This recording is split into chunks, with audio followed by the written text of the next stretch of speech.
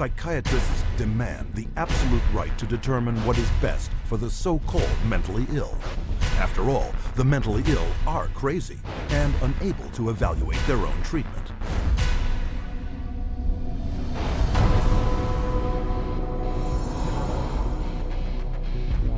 To enforce their authority over others and keep their institutions filled at profitable levels, psychiatrists use a method called involuntary commitment.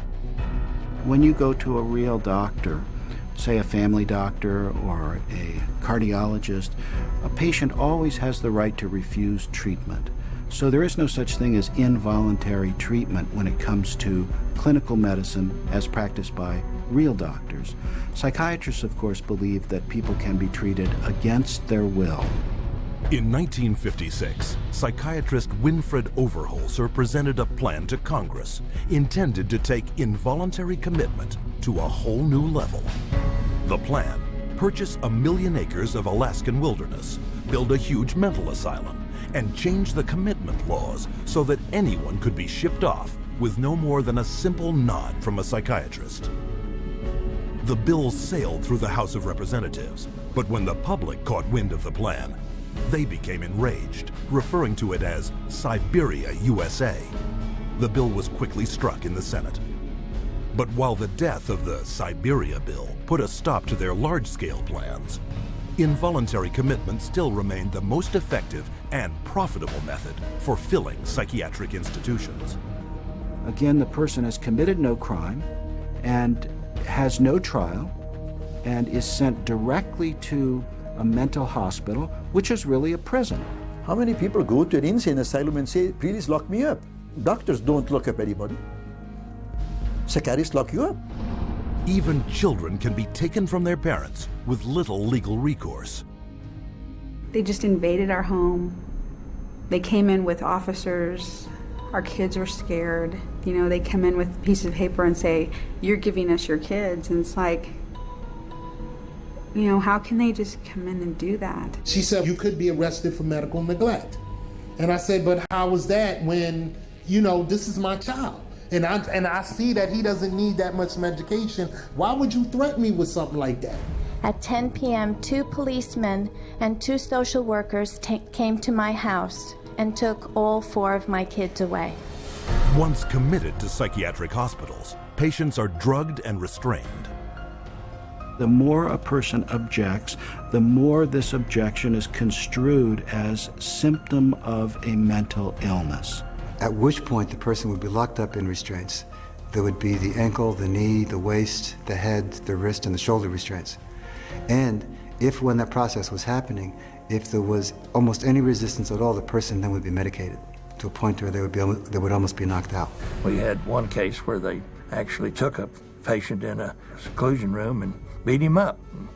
Then they lied about it to the services that investigated. So it's a pretty wide range of abuse issues that we've encountered. Psychiatric staff provoke their patients into violence so they can bill insurance companies up to $400 a day for each restrained patient. A patient would resist diagnosis, resist treatment, and also want to leave treatment while they were at the hospital. And invariably, every time, that person's situation would be exacerbated until they were put in constraints and medicated, at which point there would be documented reasons to keep that person in treatment. The burden of such claims is passed directly to the public in the form of soaring healthcare premiums. As for their victims, the experience is traumatic and even lethal. 16-year-old Rochelle Claiborne died in Laurel Ridge's care last August.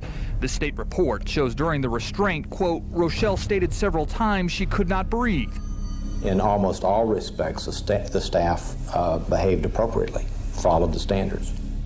By taking advantage of weak or vague restraint laws, psychiatrists and their staff are almost never held criminally liable for assault, battery, and murder.